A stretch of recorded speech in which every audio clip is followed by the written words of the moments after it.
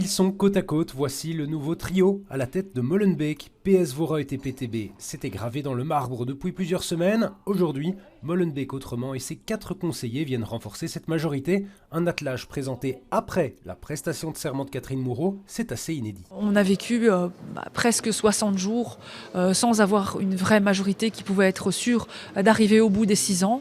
On a cet axe PS-PTB très fort et je remercie les collègues parce qu'on a vraiment bien travaillé ensemble.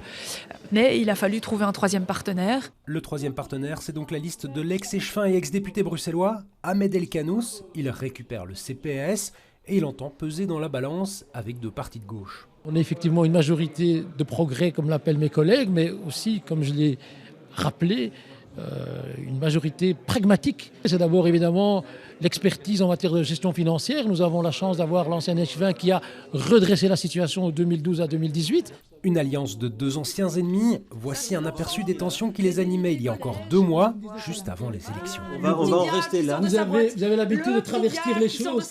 Je sais que le contraire de la vérité, s'il y a des Jeux Olympiques, vous serez médaillé d'or. Mais aujourd'hui, la hache de guerre semble enterrée, c'est que Molenbeek a grand besoin de stabilité. La bourgmestre lance d'ailleurs un signal d'alarme. Si on n'a pas d'aide dans les années qui viennent du fédéral ou de la région pour avoir plus de solidarité entre villes et communes, des communes pauvres comme la nôtre, des communes tremplins, de transit où les gens viennent, démarrent une bonne vie et puis partent dès qu'ils ont un peu de sous, on ne va pas tenir. Certaines autres pistes sont aussi évoquées.